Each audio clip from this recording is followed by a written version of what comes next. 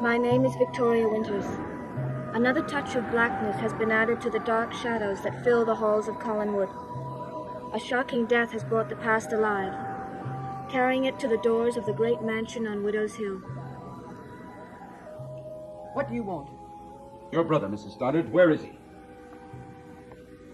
I don't recall asking you to come in. Where is he, Mrs. Stoddard? Hiding in the basement? Upstairs? I would like you to leave my house. Not until I've seen Roger. He's not here. Will you please leave? When do you expect him home? I don't know. Please go. Mrs. Stoddard, I did not force my way in here, and I am not going to leave. You opened the door and I came in. Now I'm going to stay here until Roger gets back.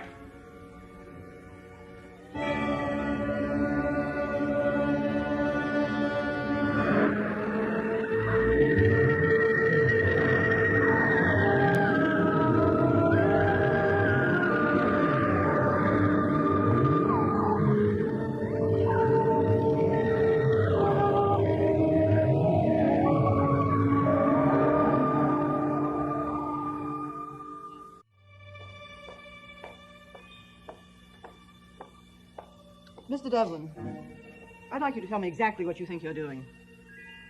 I see we're getting formal now. What's the matter, Mrs. Stoddard? Have I trampled on your poise? You're a very rude young man. Yes, I am when I have to be. You see, I didn't grow up with these. Mrs. Stoddard, I learned my manners in a waterfront shack. I want you to leave this house. What's the matter? Couldn't you find your handyman to have him throw me out of here? What do you want, Burke? Roger. I told you I didn't know when he'd be back. Mrs. Stoddard, my old man wasn't as such a big shot around this town as yours was. He didn't own the Collins fishing fleet. All he could manage was repairing lobster pots for a living. But he taught me one thing which I never forgot. If you ever want anything bad enough in this life, you have to wait for it. So you just go right ahead with what you're doing. I'll sit over here and wait.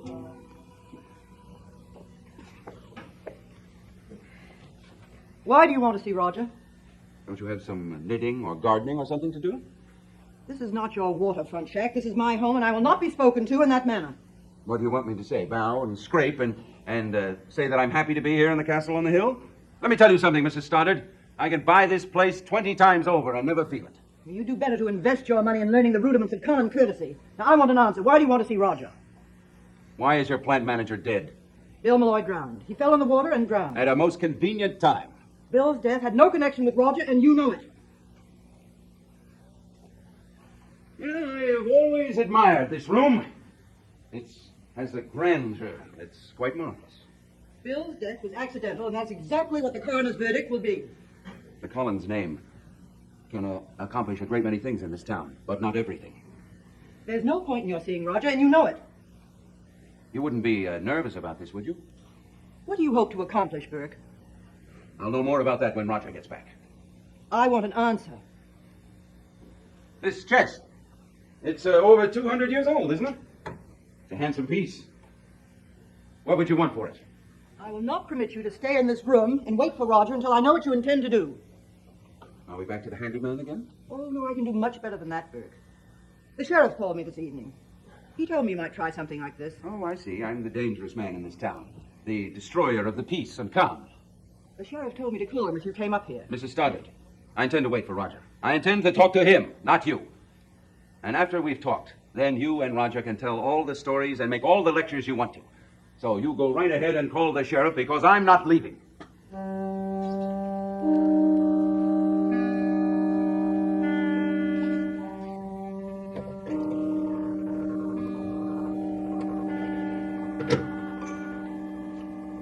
All right, Burke. We'll settle this. We'll both wait for Roger. Hello, Miss Evans. This is Roger Collins. I wonder if you might tell me, is your father at home? Miss Evans, I have no desire to discuss Burke, Devlin, or anyone else with you. I merely want to know where your father is. Well, do you know where? Never mind. Thank you very much.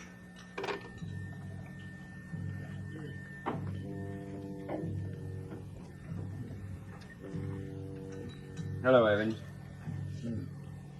I'll have a double. Let's sit over at the table. I'm happy where I am. I'm not interested in your state of mind, Evans. Let's sit at the table and discuss mine.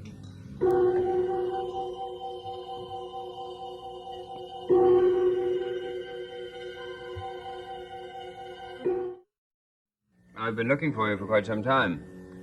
You're an elusive man, Evans. Obviously, not quite elusive enough. Have you any particular reason for wanting to avoid me? Yes. There are times in a man's life, Collins, when he wants to be with friends, or with no one at all. The sheriff talked to you today about Malloy, didn't he? You know he did. Well, why didn't you call me?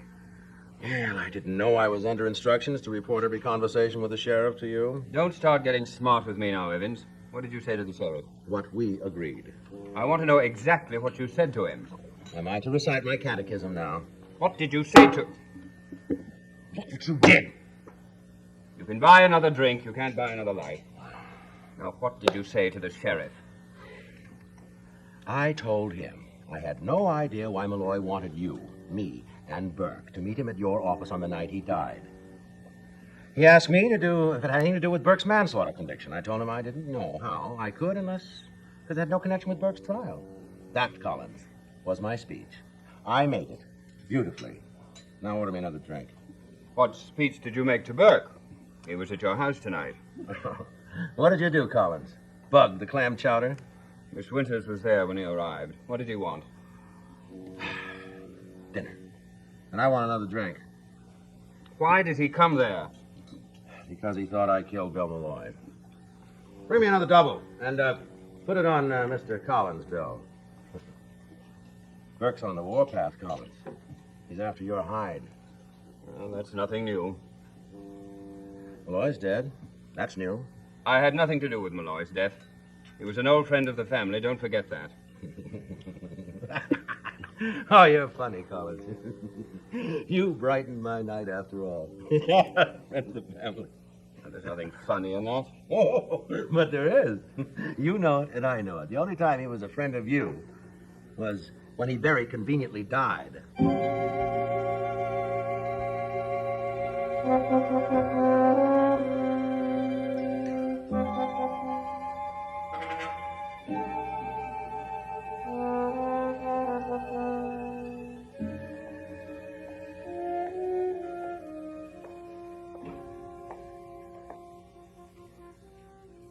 The view is much better in the daytime. Did you reach him? I beg your pardon? The sheriff. Isn't that who you went to call? Oh, I had no intention of calling the sheriff. I went to put the tea kettle on. Unless you'd prefer a drink, the liquor's over there. No, thank you. Sit and wait for tea. Why don't you sit down, Burke? You'll be more comfortable. I will stand there. There's no need to be nervous. You're worried about me being nervous? Well, you did say you wanted to get this matter settled, didn't you? And I think we will as soon as Roger gets home. In the meantime, I think it would be nice if you sat down and we had a little chat, don't you think? I'll discuss this with Roger. I had no intention of discussing this, as you put it. Tell me, have you noticed any changes in Cullen Pruitt since you left? Roger, I do wish you'd sit down. After all, you are a guest. I mean, Bert, please, you're a guest in my house, and I'd like you to be comfortable. I am not a guest in your house. Well, I understand there are a lot of new buildings that have gone up in the past 10 years. Mr. Stoddard. Does this still seem like a small town to you? I suppose it does, because you've traveled all over the world, haven't you? Yes, I have. Is this a making conversation? Is that what the name of this game is? This is no game, Bert. I'm really interested. After all, I've known you since you were a young boy. Oh, I'm sorry. Oh, Miss Winters. You know Burke Devlin, don't you? Yes. Hello, Burke. Vicky? Why don't you stay and entertain Burke while I get the tea? I'll only be a moment. That's all right. Burke, what are you doing here? I'm not exactly sure. I think I'm having tea.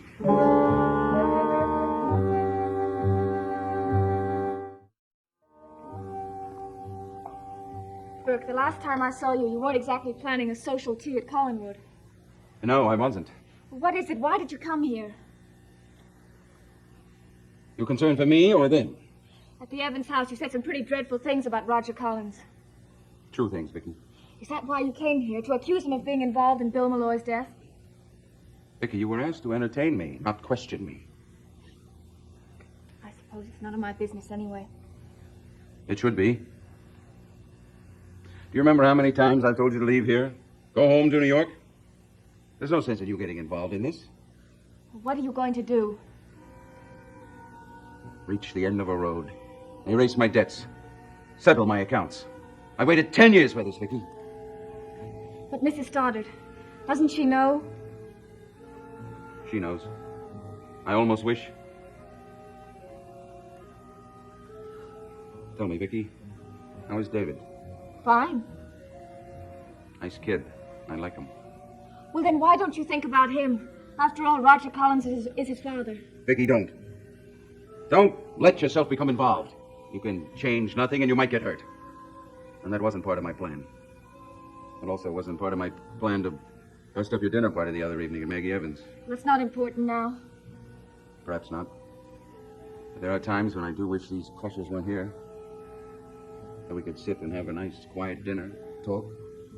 Simply talk. About Collinwood? Certainly not. There are other things in this world besides this big, dark house. There are people and places, excitements. Have nothing to do with Widow's Hill. Then why can't you settle for that? I wish I could. God help me, I wish I could. Well, there was no other way to do it.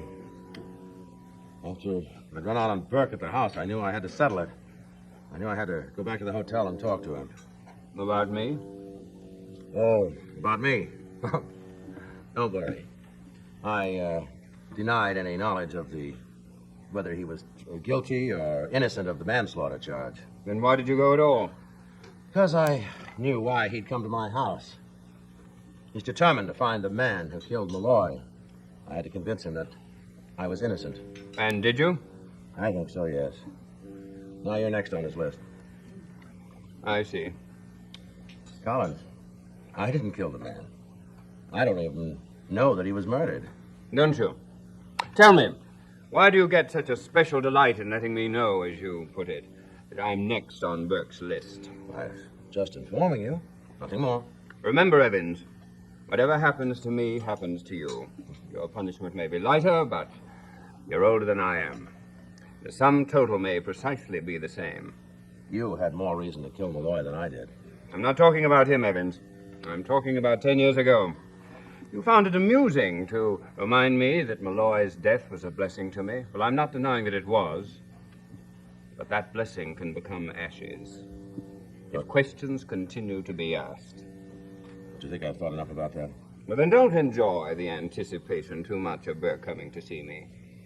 Because if he does learn anything from any source, you can be sure that you will be involved as well as I. Well, Collins, wait. I've been thinking. Some time ago, you said you wanted to help me out. You wanted me to leave town. You said you'd give me some money. Yes? Well, I didn't take it then because I think you're right. Yeah, there's going to be questions, and maybe it'd be better if I wasn't around. I'm sorry, I've withdrawn the offer. Well, I wouldn't need much, Collins, just enough to get me and Maggie into another town. Why this sudden change of heart? The time I made the offer, you were quite indignant. You refused to run. Well, it's like you said, there'll be questions. About Burke's manslaughter trial, or are you concerned with Malloy's death? I told you I had nothing to do with that. Yes, I know. And you told me you convinced Burke. Well, maybe you did.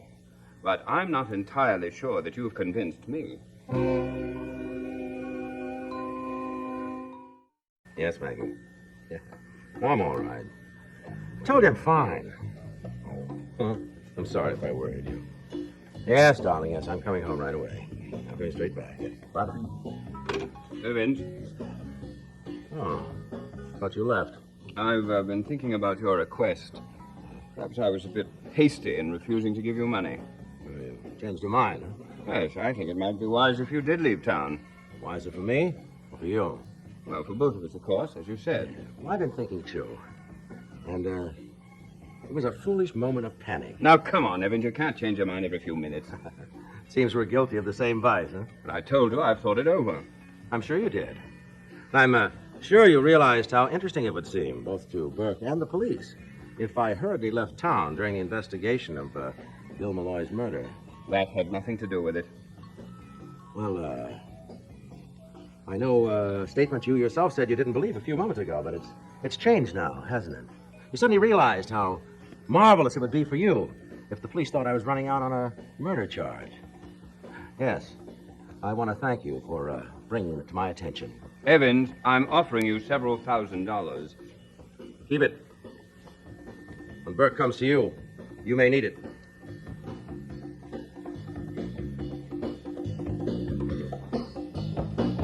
One of the most fascinating places to me, Vicky, was Norway. Those men as sailors. They reminded me of my dad. He would have loved it there. Did he love the sea that much? Crazy about it. But he never got much chance at it. He was, well, not too healthy.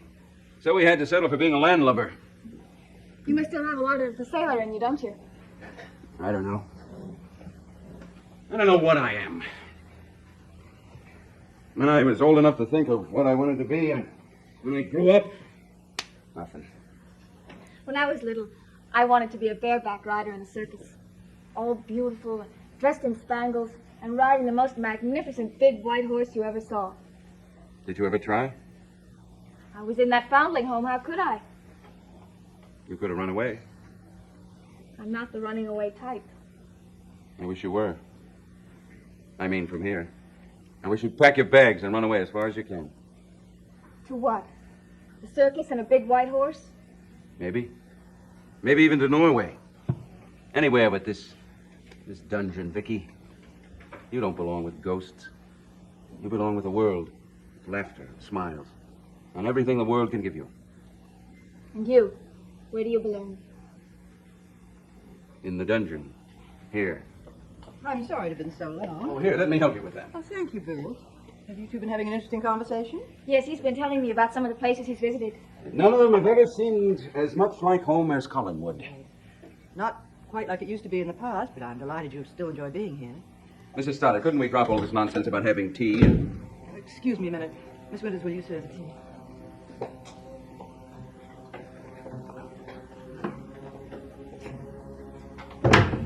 Roger, I'm so happy you're home. Oh, that's sweet of you, Liz. I'm glad to be home. It's been a difficult evening. I could use some peace and quiet. We have a guest. I was just about to serve tea. Who is it? Someone we both knew we had to see sooner or later. Burke Devlin.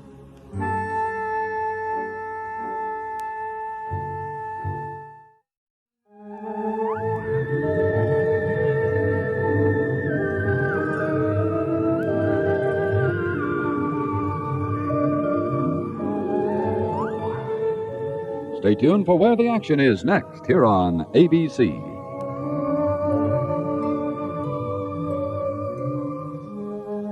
Dark Shadows is a Dan Curtis production.